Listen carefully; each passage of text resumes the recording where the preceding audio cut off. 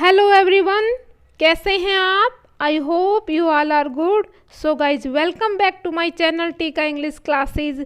आज हम करने वाले हैं 9th क्लास बुक बिहाइव से 9th chapter the bond of love, line by line explanation. तो बने रहिएगा मेरे साथ। वीडियो को लाइक कर दीजिए, चैनल को सब्सक्राइब कर दीजिए और बेल आइकन को प्रेस कर दीजिएगा ताकि सही समय पर आप तक नोटिफिकेशन पहुंचता रहे। साथ में अपने दोस्तों से शेयर भी कर दीजिए। तो आज हम पढ़ने वाले हैं द बॉन्ड ऑफ लव। ये जो कहानी है, इस कहानी के अंदर राइटर क्या बताना चाहता है कि भाई किस तरीके से उसने एक बियर कब, एक भालू के बच्चे को वो एक जंगल में से लेके आया था और उस भालू के बच्चे के प्रति किस तरीके का उसकी पत्नी का जो स्नेह है, प्यार है, वो बताया गया है। This chapter has been written by Kenneth Anderson. जो केनेथ एंडरसन है उसके द्वारा लिखा गया है। तो यहाँ पर राइटर क्या बताना चाह रहा है तो हम पढ़ लेते हैं। वीडियो को कंप्लीट देखना है, स्किप बिल्कुल भी नहीं करना है। Can there be love and friendship? Writer कहना चाह रहा है can there be love and friendship between human being and wild animals?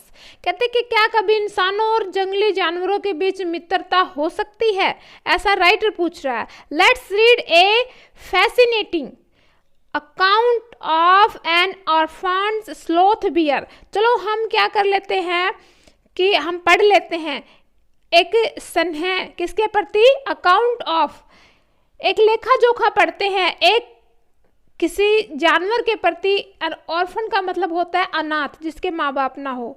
एक ऐसे अनाथ स्लोथ बियर, यहाँ पर स्लोथ बियर का मतलब होता है एक ऐसा भालू जिसके शरीर के ऊपर बड़े बड़े रुएं हों, बाल हो, ठीक है। और कहते दैट वाज रेस्क्यूड, रेस्क्यूड का मतलब बचाया गया हो बाय द ऑथर, जिसे राइटर या ऑथर ने बचाया हो। तो ऐसे भालू की कहानी हम पढ़ने वाले हैं जिसके माँ बाप जीवित नहीं हैं और ऑथर के द्वारा उसको घर पे लाया जाता है। तो चलते हैं आगे। Sloth bears inhabited forested areas. कहते हैं कि जनरली जो स्लोथ बियर होते हैं, इस तरीके के जो भालू होते हैं ना, उनका निवास स्थान जंगली एरिया के अंदर होता है। Included the tropical range forest of India and grasslands at lower elevations. Sloth bear have very shaggy hair and long muzzles. Using their claws to dig, they can then use their leaves to form a tube which can go deep into the ground or into the hard to reach areas like dead trees for their food. Their main food is termites. तब यहाँ पर देखो कह रहा है कि क्या बताना चाह रहा है लेखक कि जो स्लोथ बियर होते हैं ना, जैसे भारतीय भालू जंगली जोकर जैसे लगते हैं, ठीक है। जो भारतीय भालू होते हैं, वो जो स्लोथ बियर है वो उष्णकटिबंधीय भारतीय वर्षावन, जो उष्णकटिबंधीय वन होते हैं वहाँ पर पाए जाते हैं, निचले घासों वाले जंगलों में पाए जाते हैं। इन भालुओं के बाल बहुत ही रूखे होते हैं और थूथन लंबा होता है। थूथन का मतलब होता है इनके गर्दन के नीचे जो स्किन लटकी हुई होती है वो काफ़ी हैवी होती है। बाकी सभी 7 भालुओं की प्रजातियों में सबसे ज़्यादा लंबा होता है, यानी कि टोटल मिलाकर अगर हमें देखा जाए तो ये 7 प्रकार के भालू पाए जाते हैं, उनमें सबसे लंबा होता है ये वाला भालू जो स्लोथ बियर कहते हैं, जिसको अपने पंजों को खोदने के लिए इस्तेमाल करता हुआ उस समय अपने होठ ट्यूब जैसे बना लेता है। यानी कि जब इसे कुछ गड्ढा वड्ढा खोदना होता है तो उस गड्ढे के अंदर कोई जानवर उसको पकड़ने के लिए अपने मुंह को एक ट्यूब की तरह कर लेता है, जैसे ट्यूब होती है ना, उसके अंदर तक पहुंचा देता है कि उस चीज़ को बाहर निकाल ले जो धरती के नीचे तक पहुंच सकती है। कठिन जगहों पर जैसे पेड़ आदि में भी भोजन तक पहुंचने में मददगार साबित होती है, ठीक है। इसका जो मुंह होता है वो, इसका प्रमुख भोजन दीमक होता है। क्या होती है? दीमक, ठीक है। इसका जो मुख्य भोजन है वो क्या है? दीमक है। तो ये दीमक को खाना ज़्यादा पसंद करता है। इसका प्रमुख भोजन दीमक होता है। आपको इनको कुछ दूरी से भोजन करते हुए चूसने की आवाज़ सुन सकते हो। उसके बाद कहता है क्या, अगर आपको ये काफ़ी दूरी पे मिल जाए तो आप क्या सुनोगे? यू कैन हियर दैन शुक, शुक मतलब चूसना, अप देयर फूड यानी कि ये अपने फूड को ऐसे खाएंगे जैसे वो चूस रहे हो, ठीक है। Food from several feet away, काफ़ी दूरी तक भी आप ये सुन सकते हो। तो चलते हैं, हम चैप्टर की स्टार्टिंग होने वाली है यहाँ। ये तो ऊपर का थोड़ा पैरा दिया हुआ था बताने के लिए। अब यहाँ पर राइटर क्या कहना चाह रहा है, उत्तर क्या कहना चाह रहा है, देखिए सुनिएगा। I will begin with Bruno my wife's pet sloth bear. कहते हैं मैं शुरुआत ब्रूनो से करूँगा, जो मेरी पत्नी का एक क्या है, पालतू। मैं अपनी कह रहा है कि आई विल बिगिन, मैं शुरू करूंगा, द ब्रूनो, ब्रूनो से मैं अपनी बात शुरू करता हूँ। My wife PAT sloth beer, जो मेरी पत्नी का क्या है, एक पैट स्लोथ बियर। जैसे कि स्लोथ मैंने कहा था कैसा भालू जिसके बॉडी के ऊपर ढेर सारे रूवेदार बाल हो, ठीक है। And I got him for her by accident, और कहता है कि मुझे अचानक संयोगवश ऐसे ही ये मिल गया था रास्ते में जब मैं जा रहा था। तो ये बात कब की है वो सुन लीजिएगा। 2 years ago we were passing through the sugar cane fields. यहाँ पर वी कौन है, यहाँ पर वी का मतलब होता है जो ऑथर है वो और उसके मित्र जो कंपेनियंस है वो। तो वो एक बार किसी जंगल में से गुजर रहे थे, ठीक है। और उन जंगलों के अंदर कौन से खेत थे, गन्ने के खेत थे। नियर मैसूर, मैसूर के पास। People were driving away the wild pigs, कहते हैं कि लोग उस समय अपने खेतों में से जो जंगली वाइल्ड जो जंगली सुअर थे वहाँ पर काफ़ी बोलबाला था, तो यानी कि वो नुकसान पहुँचाते थे खेतों को, तो उनको शूटिंग कर करके उनको गोली मार मार के भगा रहे थे। सम वर शूट, कुछ तो मार दिए गए थे, एंड सम एस्केप्ड, कुछ बचकर भाग गए थे, ठीक है, भाग निकले थे वहाँ से, कुछ सुअर वहाँ से चले गए थे, कुछ मारे गए थे। We thought that everything was over when suddenly a black sloth bear came out panting in the hot sun. अब उसके बाद अचानक से मैंने देखा, क्या देखा भाई, एक पेंटिंग, पेंटिंग का मतलब होता है हाफता हुआ, ठीक है, दौड़ता हुआ, हाँफता हुआ, डरा हुआ सा। मैंने देखा कि अचानक से एक हाँफता हुआ सा एक स्लोथ बियर वहाँ पे आता है, और वांट ओनली, वांट ओनली होता है बिना ही कारण के, ठीक है, वांट ओनली होता है बिना ही कारण, विदाउट एनी रीजन, बिना ही कारण के। But unfortunately for the poor beast, बेचारा, दुर्भाग्य से बेचारा जानवर, बीस्ट होता है जानवर। One of my companions did not feel that way about it and I promptly shot the bear on the spot. कहते हैं कि मैं तो उसको नहीं मारना चाहता था, ऑन द स्पॉट है तुरंत ही। कहते हैं कि मेरी तो इच्छा बिल्कुल भी नहीं थी उनको मारने की, लेकिन मेरा एक साथी था वो नहीं माना, वो मेरी तरह जानवर के प्रति प्यार नहीं रखता था, इसलिए उसने उस जानवर को, उस बियर को क्या है, गोली मार दी और वो ऑन द स्पॉट मर गया। वो जानवर कौन सा, बियर मर गया।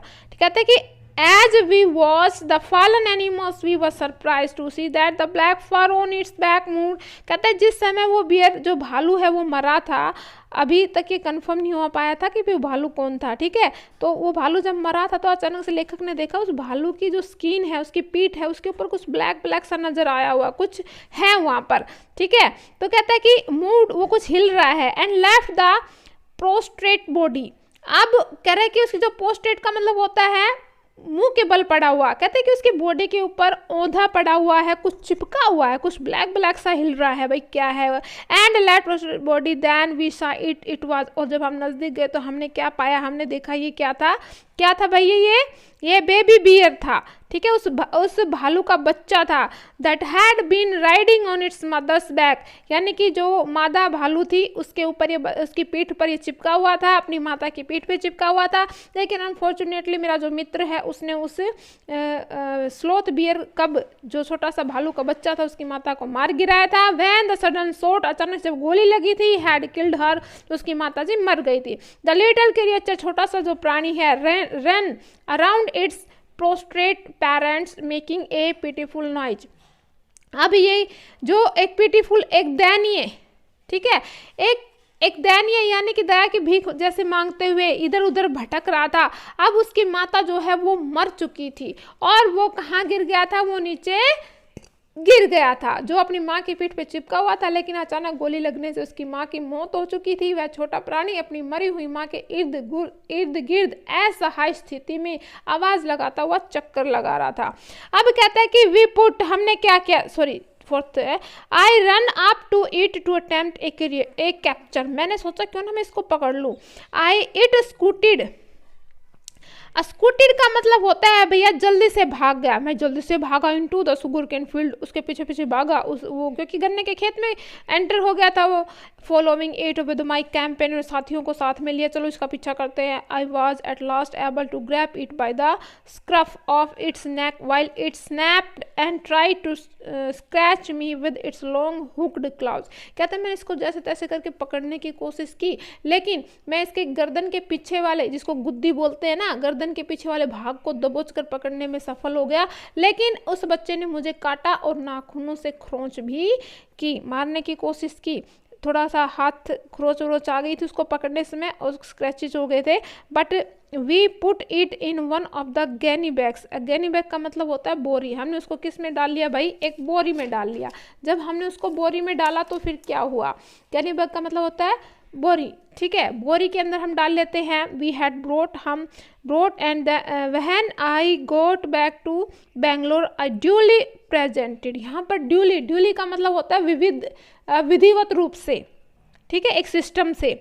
आई duly presented it to my wife. Actually मुझे एक सिस्टम से एक प्लान बना करके अपनी वाइफ को इसे गिफ्ट देना था जब मैं वापस आ रहा था बेंगलोर तब, ठीक है। सी वॉज डिलाइटेड, जब वो खुश हुई थी। She at once put a colours ribbon around its neck. जब मैंने इसे अपने पत्नी को दिया तो उसने इसके गले में एक कलरफुल रिबन डाल दिया। And after discovering the cup was boy the Christians it Bruno. जब बाद में ये पता चला जो ये बच्चा है ये जैसे नर बच्चा है ये भालू का, तो कहते हैं उसका नाम क्या रख दिया हमने? ब्रूनो रख दिया, ठीक है। तो कह रहे कि उसका नाम, क्योंकि उस जब ये पता चला कि वह जीव नर बच्चा है तब उसने उसका नाम ब्रूनो रखा और उसके गर्दन पे लाल रिबन बांध देती है, ठीक है। उसके बाद क्या हुआ? Bruno soon took drinking milk from a bottle. कहते हैं कि ब्रूनो ने अब जल्दी ही क्या सीख लिया था? बोतल से दूध पीना सीख लिया था। It was but a step further and within a very few days he started eating, drinking everything। कहते हैं कि धीरे धीरे जैसे जैसे वो बड़ा होता गया उसने सारी चीज़ें खाना शुरू कर दी, खाना पीना शुरू कर दिया था। And everything is the right word for the porridge। porridge होता है दलिया made from any ingredients, vegetable, fruit, nuts, meat, ठीक है, curry, rice और regardless of condiments and chilies, bread, eggs, chocolate, sweets, pudding, ice creams, etc etc। कहता है कि उसने काफ़ी चीज़ें हैं कि ब्रूनो जल्दी बोतल से दूध पीना भी सीख गया था और कुछ ही दिनों में वह एकदम से बढ़ गया था और उसने सब कुछ खाना पीना शुरू कर दिया था। जब उसने खाना पीना शुरू कर दिया था तो फिर हर चीज़ की कहना उचित होगा, क्योंकि वह किसी भी चीज़ का बना दलिया खा सकता था, फल, अखरोट, मांस, कढ़ी चावल, मिर्च मसाले और अंडे, मिठाई, आइसक्रीम जैसी चीज़ भी के परहेज वो बिल्कुल भी नहीं करता था, ठीक है। As for drink milk tea, coffee, lemon juice and aerated water और butter milk, beer, alcoholic liquid and in fact anything liquid, it all went down with relish। कहता है कि वो किस तरीके से अब जो राइटर है वो क्या कहना चाह रहे हैं कि ये सारी चीज़ तो वो खाता ही था। जहाँ तक कि तरल पदार्थ पीने की बात है तो हर तरह के तरल पदार्थ वो काफ़ी स्वाद लेकर पीता था, जैसे दूध हो गया, चाय हो गई, कॉफ़ी हो गई, नींबू पानी, सोडा वाटर हो गया, लस्सी हो गई, बियर हो गई, ठीक है, और मदसर आदि हो गए, ठीक है, लिक्विड चीज़ें जैसे कि दारू वगैरह इन समथिंग। अब उसके बाद कहता है कि द बियर बिकेम, रेलिश का मतलब होता है स्वाद लेकर के, ठीक है, और एरेटेड का मतलब होता है सोडा पानी, और पडिंग का मतलब होता है हलवा, मीठा पकवान समथिंग, और कैंडीमेंट्स का मतलब होता है मसाला छोंक लगा हुआ मसाला, छोंक लगी हुई सब्जी, ठीक है भैया। चलते हैं नेक्स्ट में क्या कहना चाह रहा है? द बियर बिकेम, उसके बाद जो बियर है वो क्या बन जाता है? The bear became very attached to our 2 Alsatian dogs and to our children of the tenants living in our bungalow. कहते हैं हमारे बंगले के अंदर जो बच्चे रहते थे उन सबसे मिलनसार हो जाता है, जो अलिसेशन 2 कुत्ते भी थे उनसे भी मिलनसार हो जाता है, प्यार से खेलता है सबके साथ। He was left quite free in his youngest days and spend his time in playing running. कहते हैं कि जैसे जैसे वो जवान होता गया तो उसे हमने बिल्कुल खुला छोड़ दिया था, यानी कि उसे पूरी स्वतंत्रता थी यहाँ वहाँ घूमने की, और आराम से घूमता था, समय बिताता था, साथ में जो बड़े बच्चे थे उनके साथ भी खेलता था। He was left quite free, बिल्कुल फ्री था वो, और यहाँ तक कि दौड़ता घूमता था, कभी किचन में तो कभी कहाँ, to sleep in our beds, तो कभी हमारे बेड पे जाकर सो जाता था। उसके बाद बताया गया है राइटर के द्वारा क्या होता है, सुनिए। कह रहा है कि वन डे एन एक्सीडेंट, एक दिन क्या हुआ, एक एक्सीडेंट था। क्या एक्सीडेंट था? बिफेल हिम, कहते एक दिन उसके साथ एक दुर्घटना हो गई। बिफेल का मतलब आप यहाँ पर लेके चलोगे कि टेक प्लेस होना, उसके साथ एक दुर्घटना हो जाती है। कौन सी दुर्घटना हुई भाई? बिफेल होता है आ पड़ाया, घटित हुआ, ठीक है। वन डे एक्सीडेंट बिफेल में तो घटित हो जाए, घटना हो जाती है। I put down poison barium carbonate, कहते कि मैंने एक पॉइजन, एक जहर रखा हुआ था जिसका नाम बेरियम कार्बोनेट था, to kill the rats and mice, कहते उसके अंदर जो छोटे छोटे चूहे थे और ढेर सारी चूहियाँ थी, उनको मारने के लिए रखा हुआ था। Had got into my library के अंदर, ठीक है। Bruno enter the library as you often did, जैसे कि वो हमेशा करता था, लाइब्रेरी में जाता तो रहता ही था Bruno. He ate some of poison, उसे थोड़ा सा पॉइजन उसमें खा लिया, क्योंकि उसने सोचा कि भी लिक्विड चीज़ है, तेरे लिए रखी होगी तो खा ले।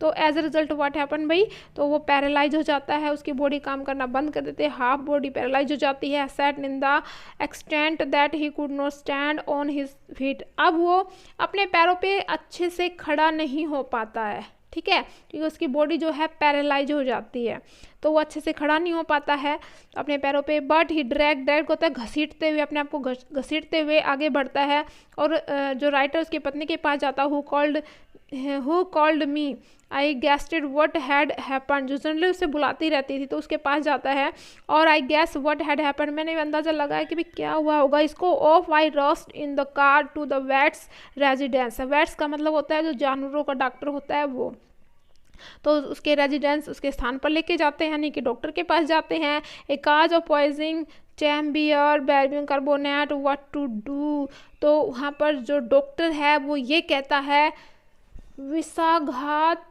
की घटना है भाई, ये तो पालतू रीछ बेरियम कार्बोनेट खा गया, क्या किया जाए, ऐसे वो धीरे धीरे बोलता है, ठीक है, एक थोड़ा सा गैप दे करके कि भाई ये तो लगता है मुझे विषाघात, यानी कि जहर खाई हुई चीज़ है, इसने तो कोई जहर खा लिया है, और ये जो तुम्हारा पालतू रीछ है ना, इसने बेरियम कार्बोनेट खा लिया है, क्या किया जाए अब, ऐसे कुछ धीरे धीरे बोलता है, ठीक है। अब उसके बाद देखिए आगे क्या होता है कि out came his medical books and a feverish reference to index began, अब उसके बाद जो डॉक्टर है तुरंत उसने अपने डॉक्टर की पुस्तकें निकाल ली और बेचैनी के साथ पूरी सूची को पढ़ने के लिए, देखने के लिए लग गया। कहता है कि व्हाट पॉइजन डिड यू से, हाँ कौन सा जहर, कौन तुमने कहा था ना, कौन सा जहर सर? बेरियम कार्बोनेट, हाँ भाई बेरियम कार्बोनेट जहर, यस बेरियम सॉल्ट्स। वो कहता है कि हाँ, जैसे कि हम कहते हैं ना कि हम धीरे धीरे कहते हैं कि हाँ भाई, जैसे थोड़ा सा कंफ्यूज हो जाते हैं तो हम उस वर्ड को थोड़ा सा धीरे धीरे बोलते हैं लय के साथ, कहते हैं कि यस हाँ बेरियम सॉल्ट, बेरियम कार्बोनेट खाया भाई तो इसने, ऐसा है। Symptoms paralysis treatment injection of, कहता है ये जो इसके सिम्टम्स दिखाई दे रहे हैं, लक्षण दिखाई दे रहे हैं भाई, पैरालाइज हो गया है, ट्रीटमेंट करना पड़ेगा, इंजेक्शन भी देना पड़ेगा। जस्ट ए मिनट भाई, 1 minute sir, I will bring my syringe, okay मैं अपनी सिरिंज लेके आता हूँ और मेडिसिन लेके आता हूँ। A dash back to the car, उसके बाद क्या होता है, वो कहता है कि मैं अपनी दवाई लेके आता हूँ, साथ में जो सिरिंज है उसको लेके आता हूँ। A dash back to the car, कहते हैं कि भागकर वापस कार की तरफ जाते हुए, डैश बैक होता है वापस जाते हुए, a dash back to the car की तरफ वापस जाते हुए। ब्रूनो स्टिल फ्लाउंडरिंग होता है स्ट्रगलिंग टू मूव, यानी कि संघर्ष कर रहा था कि वो वहाँ से छुड़वा के चला जाए। About on his terms but clearly weakening rapidly, लेकिन धीरे धीरे वो वीक होता जा रहा था, तेजी से वीक हो रहा था, रैपिडली तो तेजी से वीक होता जा रहा था। क्या हुआ फिर, सम वोमिटिंग, उसे कुछ उल्टी सी आ रही थी, हैवी ब्रीदिंग, सांसें भारी हो गई थी, with heaving flanks and gaping mouth, कहते हैं कि उसका जो मुंह था उल्टी कर रहा था, भारी सांसें ले रहा था, उसके जो पासे मतलब पसलियाँ जो है वो धड़क रही थी, ठीक है, चल रही थी, उसका मुंह खुला हुआ था। होल्ड हिम, कहते हैं उसे पकड़ कर रखिए, डॉक्टर कहता है उसको पकड़ के रखो भाई। In goes the hypodermic, hypodermic होता है कि long needle use to give injection under skin, एक लंबी सी ऐसे एक लंबा सा क्या था इंजेक्शन की लंबी सी एक लंबा सा इंजेक्शन था उसने लिया, ठीक है, और इस इंजेक्शन से उसको क्या लगाया, एक लंबा से इस तरीके से सुई का इंजेक्शन लिया और इसको इंजेक्शन लगाने के तो इसको पकड़ो भाई, ब्रूनो स्क्वेल्स।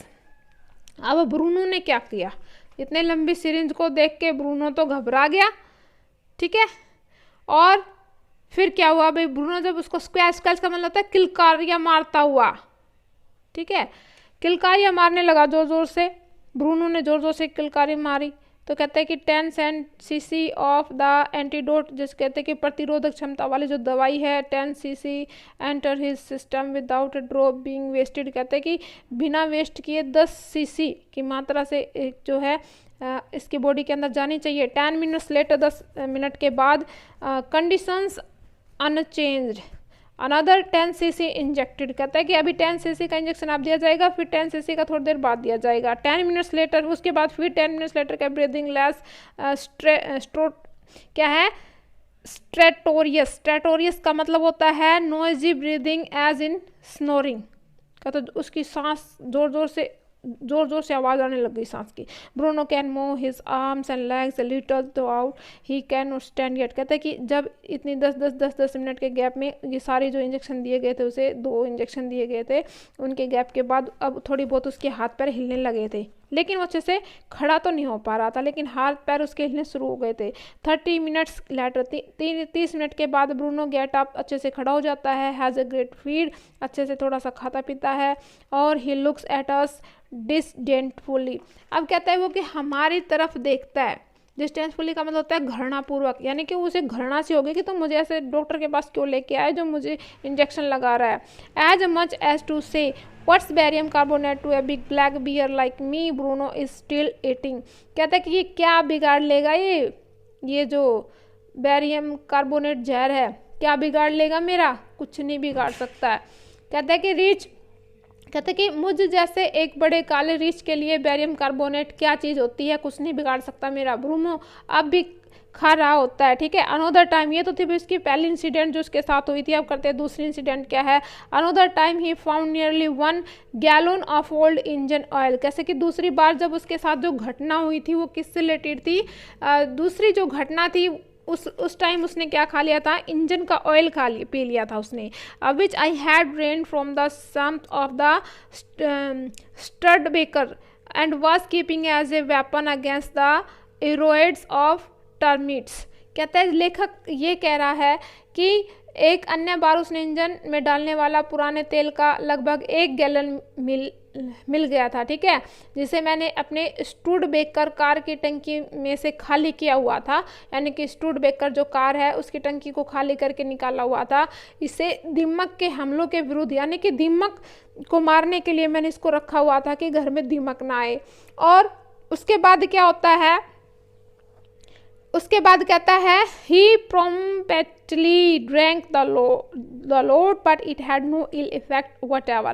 कहते हैं उसने तो पूरा का पूरा तेल भी पी गया, लेकिन अब की बार इसके बॉडी पे खास इफेक्ट नहीं हुआ उसका, ठीक है। The months rolled on, Bruno had grown many, धीरे धीरे महीने जो है बीतते गए और ब्रूनो जो है बड़ा होता चला जाता है। टाइम के अनुसार साइज बढ़ता जाता है। एंड व्हेन ही केम, जैसे जैसे वो बढ़ता जाता है उसका साइज भी बढ़ता जाता है। He had equals the Alsatians in height and had even outgrown them. कहते हैं कि वह ऊंचाई में एलिसेशन कुत्तों के बराबर हो गया था, अब उसने और उनसे बढ़ भी गया था, लंबाई भी हो गई थी और हेल्दी भी हो गया था, उनसे बड़ा भी हो गया था। But was just a sweet, just a mischievous होता है शरारती, जस्ट ए प्लेफुल, बड़ा ही शरारती था, नटखट था और सबके साथ खेलने वाला भी था, बड़ा प्यारा था। And he was very fond of, हम सबको बड़ा लाइक करता था।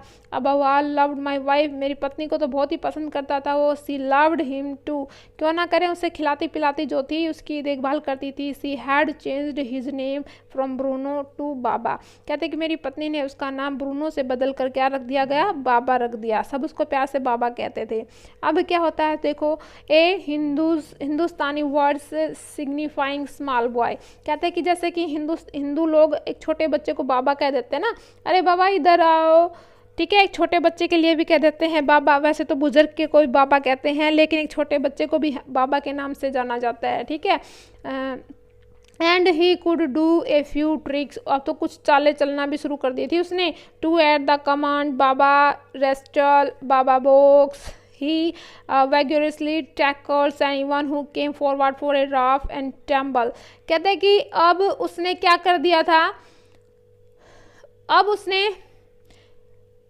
उस जो बाबा मुक्केबाजी करो उसको ऐसा बोला था, वह कुछ करतब भी दिखा सकता था। जैसे बाबा कुश्ती करो, बच्चे उसको बोलते हैं बाबा रेस्टल कुश्ती करो, बाबा बॉक्स यानी कि बॉक्सिंग करो बाबा, तो वो करके दिखाता था।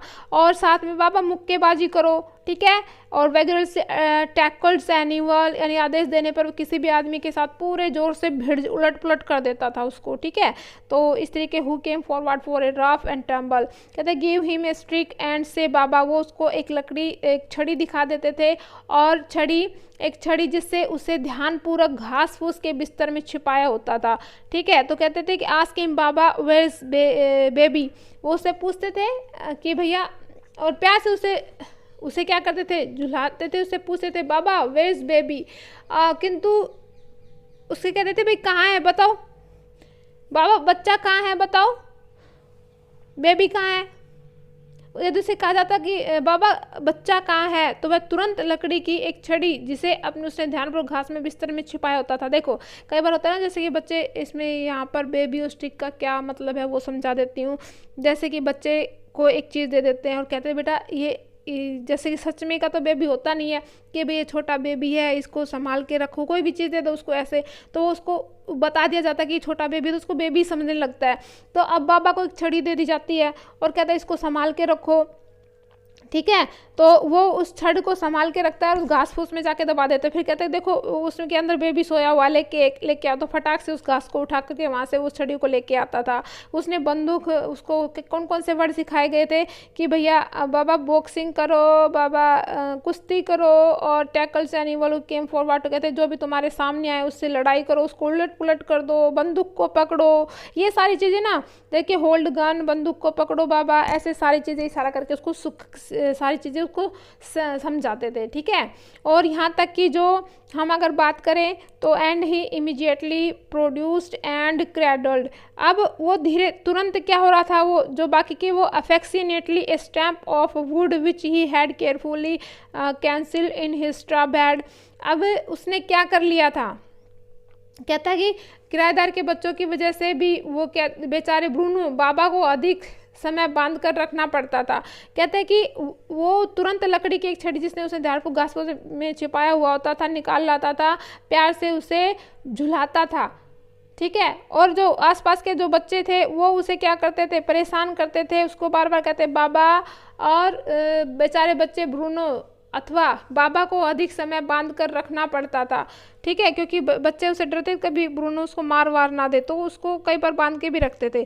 Then my son and I advise my wife, तभी मैंने और मेरे बेटे ने अपनी पत्नी को मैंने अपनी पत्नी को और मेरे बेटे ने अपनी माँ को सुझाव दिया। The friends advised her to give Baba to the zoo at Mysore, कहते हैं कि हमें ना इसे मैसूर के जो है जू में भेज देना चाहिए, क्योंकि अब ये बड़ा हो चुका है, क्योंकि ये है तो जंगली जानवर ही, पता नहीं कब अपना रोल दिखाना शुरू कर दे। He was getting too big to keep at home, कहते हैं कि इतना बड़ा होता जा रहा था, इसे घर में रखना ठीक नहीं था। After some weeks of such advice, सब काफ़ी समय के बाद इस सलाह के अनुसार सी एट लास्ट कंस्टेंटेड, ये बात रखी गई कि भाई hesitantly, and before she could change her mind, a letter was written to the curator of the zoo. तो curator होता है तो वो जो, हाँ, जू का जो मालिक होता है, जो इनकी देखभाल करता है, तो उसको क्या लिखा जाता है, एक पत्र लिखा जाता है, ठीक है। तो चिड़ियाघर का जो अध्यक्ष होता है उसको पत्र लिख दिया जाता है। क्या पत्र लिखते हैं भाई, return to the curator of the zoo, did he want a tame bear for his collections, he replied yes, the zoo sent a case from Mysore in a lorry. और लॉरी का तो एक लंबा सा ट्रक होता है भाई, ठीक है, जिसके ऊपर कुछ सामान लाद के ले जाया जाता है। Distance of 87 meals, Baba was packed of. कहते हैं कि जो क्रेटर होता है वहाँ का जो अध्यक्ष व्यक्ति होता है जो इन सब का लेखा जोखा रखता है, तो कहते हैं कि चिड़ियाघर के अध्यक्ष को पत्र लिख दिया जाता है, वह अपने संग्रह जो जू है उसके अंदर पालतू रीछ रखना चाहता था, ऐसा उससे पूछा जाता है। तो वो उसने उत्तर दिया कि हाँ मुझे कोई दिक्कत नहीं है, मैं आपके पास एक पिंजरा भिजवा दूंगा 87 मील दूरी पर मैसूर से लोरी में। लोरी क्या होती है, एक लंबा सा ट्रक होता है जो पीछे से खाली होता है, उसके ऊपर पीछे ट्रोले टाइप का होता है, उसके ऊपर कुछ सामान रख दिया जाता है, भारी भरकम सामान को ले जाने में सक्षम है वो। तो कहते हैं मैं पिंजरा लोरी पे रख के भिजवा दूंगा और बाबा को उसमें लाद कर भेज देना तुम। और उसके बाद सारे क्या होते हैं, we all missed him greatly, हम सब उसको बड़ा ही क्या है उसको मिस करते हैं, सारे उसको मिस कर रहे थे। और but in a sense we were relieved, लेकिन अगर देखा जाए तो दूसरी सेंस में क्या था, हमें चैन की सांस मिली थी, ठीक है। क्यों मिली थी, हमें रिलीव हो रहा था कि हम, अच्छा लग रहा था कि हाँ भाई इसने हमें परेशान, हालांकि अच्छा भी लग रहा था और बुरा ही इसलिए लग रहा था क्योंकि वो जा रहा था, हमने उसको पाला था, अच्छा इसलिए लग रहा था, काफ़ी शैतान भी था। माई वाइफ वाज इनकंसोलेबल, अब जो मेरी पत्नी है वो तो बिल्कुल भी खुश नहीं थी क्योंकि वो तो उसको भेजने नहीं चाहती थी। कंसोलेबल का मतलब होता है शोकातुर होना, यानी कि अशांत हो जाना, यानी कि दुखी होना, सेटिस्फेक्शन ना होना।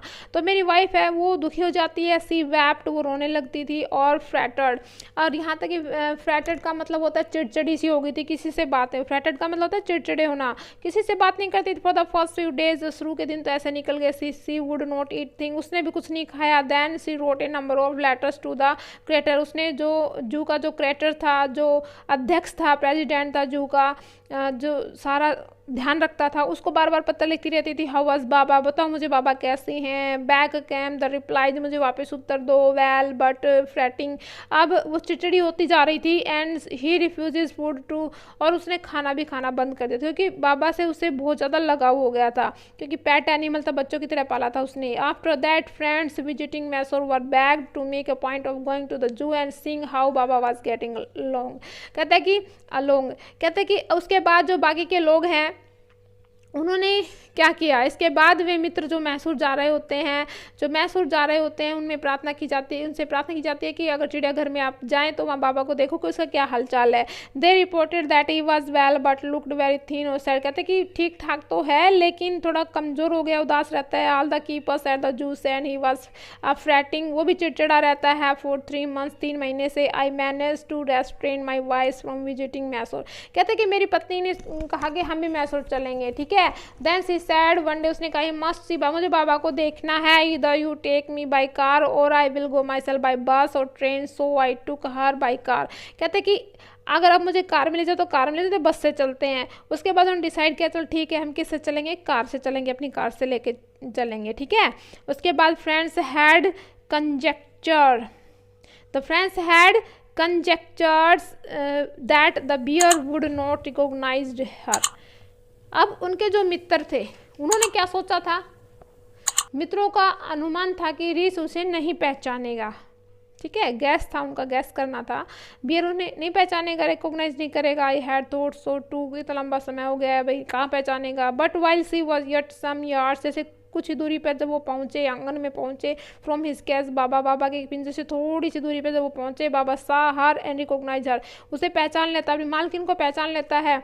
ही होलोड विद हैप्पीनेस, और उसने क्या किया भाई, उसने प्रसन्नता से हुआ हुआ की आवाज़ निकाली, ठीक है। होलोड होता है उसकी आवाज़ निकालना, उसकी जो बोलने की आवाज़ है वो हुआ हुआ की, ठीक है। खुशी के साथ सी रन अप टू हिम, उसकी और दौड़ी और जाती है। पैटेड, उसको थपथपाती है। हिम थ्रो द बार्स, ठीक है, जो सलाखों के पीछे था उसमें से हाथ डाल के उसकी गर्दन को, उसके पीठ को थपथपाती है। Stood on his head in delight, फिर उसको अपनी मालकिन को देख के खुश हो जाता है, पैर ऊपर कर लेता है, सर नीचे करके ऐसे ऐसे घूमने लग जाता है, ठीक है।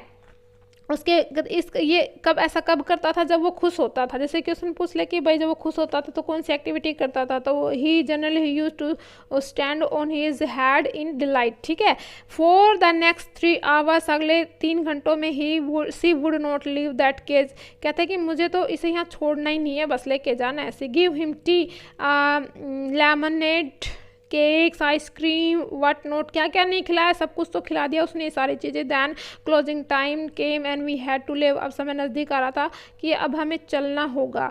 माई वाइफ क्राइड बिटरली, बुरी तरीके से जो है क्राई कर रही थी, और बाबा क्राइड बिटरली, बाबा भी बुरी तरीके से रो रहा था। Even the hardened, curators and the keepers felt depressed, कहते ये सारी चीज़ देखकर जो वहाँ के लोग थे और जो क्रेटर था, जो अध्यक्ष था, वो भी निराश हो गया कि भाई किस तरीके का प्यार है इन जानवर के बीच में, मालिन के बीच में। As for me I had reconciled myself what I knew was going on happen next, मेरी तो समझ में नहीं आ रहा था कि आगे मैं क्या करूं क्या ना करूं, क्या इसको लेके जाऊं या ना लेके जाऊं। और उसके बाद कहता है कि मैं थोड़ा कंफ्यूज हो रहा था कि भाई क्या करूं, मैं ब्रूनो को लेके जाऊं या ना लेके जाऊं। ब्रूनो का मन तो यहाँ पर बिल्कुल भी नहीं लग रहा है। ठीक है, अब उसके बाद कहता है, oh please sir, she asked the curator, may I have my Baba back, क्या सर अगर आप कहो तो हम अपने बाबा को वापस ले जाएं। और हेजिटेंटली ही आंसर, हेजिटेशन के साथ उसने आंसर दिया, madam he belongs to the zoo and it's government property, अभी आपने इसको जू में भेज दिया, गवर्नमेंट की प्रॉपर्टी है, गवर्नमेंट की प्रॉपर्टी है, आप इसको नहीं ले जा सकते। I can't give any government property, मैं नहीं दे सकता। But if my boss the superintendent Bangalore agrees, यदि हमारा जो बॉस है, जो सुपरिटेंडेंट है, हमसे ऊपर जो बॉस है वो बेंगलोर के, अगर वो सहमत हो जाते, certainly you may have him back, तो आप उसको ले जा सकते हो।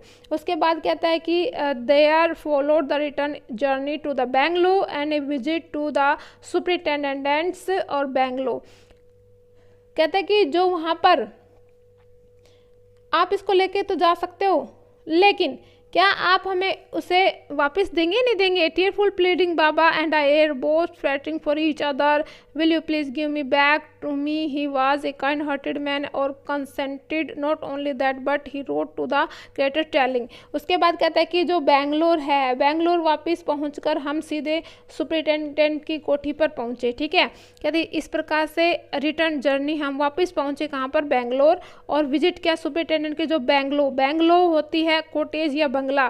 कहते हैं कि जब हम बेंगलोर पहुंचकर हम सीधे कहाँ पर पहुंच गए, जो सुपरिटेंडेंट है उसकी कोठी पर पहुंच गए, उसके मकान पर पहुंच गए, उसके बंगले पे पहुंच गए। ठीक है, यहाँ पे ये तो ऊपर वाला बेंगलोर है, ये बंगला है। एंड ए टीयरफुल प्लीडिंग, कहता है कि भरपाई, जो भराई आंखों से, आंखें भर आई थी। Baba and I are both fretting तो चिड़चिड़ हो जाना, फॉर ईच अदर, कहता है कि उनसे आंखें भर आई थी और उनमें विनती की कि मैं और बाबा दोनों के दिलों में एक दूसरे के लिए काफ़ी तड़फ है। ठीक है, फ्रेटरिंग है, मैं भी चिड़चिड़ी हो चुकी हूँ, ये भी चिड़चिड़ा हो चुका है, मैं भी दुखी हूँ, ये भी दुखी है, हम दोनों का हाल बुरा है।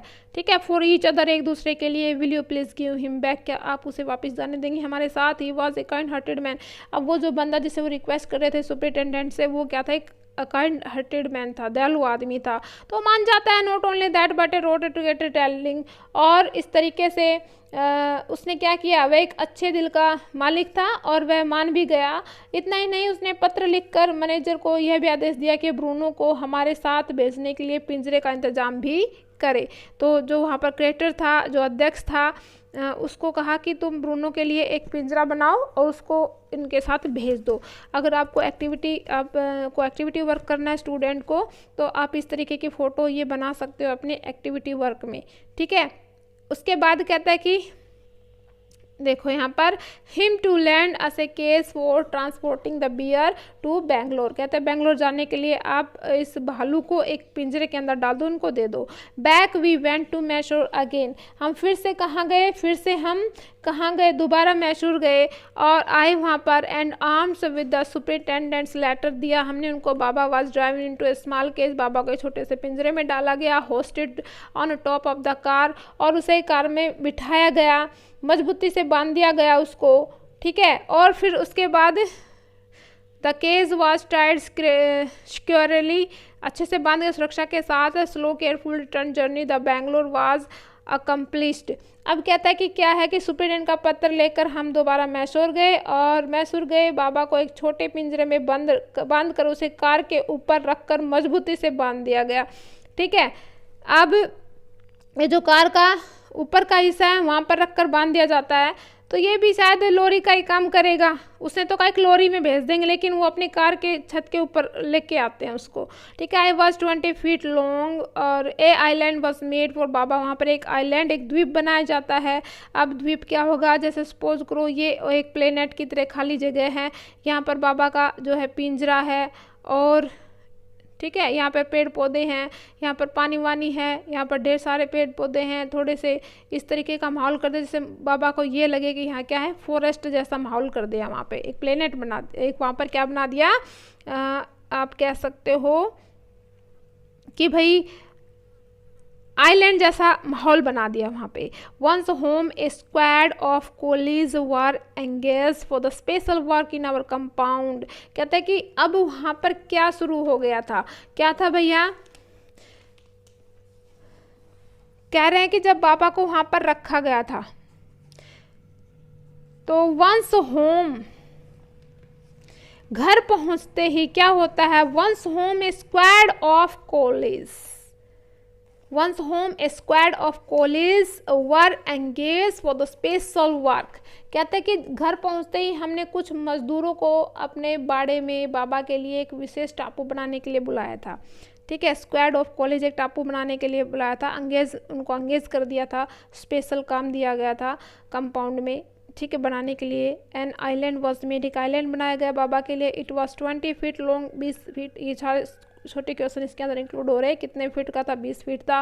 15 फीट वाइड, चौड़ा था। Was surrounded by a dry pit था वहाँ पर। मोट सा 6 feet wide, 7 feet deep. A wooden box that once a house two fowls was brought and put on the island for Baba to sleep at night. कहता है कि वहाँ पर क्या क्या किया गया था, कुछ मज़दूरों को बुलाया गया था जिन्होंने एक टापू सा बनाया था वहाँ पर, और इसकी लंबाई 20 फुट थी, चौड़ाई 15 फुट रखी गई थी। इसके चारों ओर 6 फुट चौड़ी और 7 फुट गहरी खाई बनवाई गई थी, और एक लकड़ी का बक्सा भी था जिसमें मुर्गियों को रखा जाता था। ठीक है, और बाबा के सोने के लिए जो एक बनवाया गया था पिंजरा। बाबा को सर्दी से बचाने के लिए क्या था, put on the island Baba to sleep at night. Straw was placed inside the keep him warm. कुछ दिन के इनके घास फूस भी रख दिए गए ताकि उसको वहाँ पर सर्दी ना लगे। And his baby the gainers stump along with his gun the piece of bamboo stump both of which had been sentimentally preserved since he had been sent away to the zoo. ठीक है, वर put. अब कह रहा है कि वहाँ पर क्या क्या चीज़ रखी गई थी, भाई क्या क्या चीज़ें रखी गई थी वो देख लीजिए। कहते हैं बाबा को सर्दी से बचाने के लिए अंदर कुछ घास फूस का बिछोना बिछाया गया था, और उसका बेबी जो एक मोटा सा डंडा था, उसके पास एक डंडा था, उसको बेबी बोलते थे। वो कभी बेबी कहाँ छुपा है, वो भी घास में रखा हुआ था, तो उसको ये कहते थे बेबी को ढूंढो, बेबी को फाइंड आउट करो, तो फटाक से घास में से उस डंडे को निकाल के ले आता था। तो एक डंडे को छोटा बेबी का नाम देकर उसको ये समझा रखा था कि बेबी है। उसकी बंदूक जो एक लकड़ी का टुकड़ा थी, उसका नाम उसको समझा रखा था कि ये बंदूक है, तो ऐसे कहते बाबा बंदूक लाओ, तो बंदूक ले आता था। दोनों चीज़ें बाबा के खेलने के लिए रख दी गई थी। बाबा को चिड़ियाघर चले जाने पर इस चीज़ों को अपनी निशानी के तौर पर संभाल कर रखा हुआ था। कहता है कि जब बाबा चिड़ियाघर चला गया था तो ये सारी चीज़ें जो राइटर उसकी पत्नी ने संभाल के रखी हुई थी, उसके खेलने वाली चीज़ों को। In a few days the coolies hoisted the cage on to the island and Baba was released. कहता है कि कुछ समय के बाद क्या होता है, कुछ ही दिनों में मजदूर ने टापू को तैयार कर दिया था और बाबा वहाँ पर आज़ादी से घूम सकता था और अपने आप को एक रिलीज महसूस करता था, जैसे कि अब वो बंधन से बाहर था।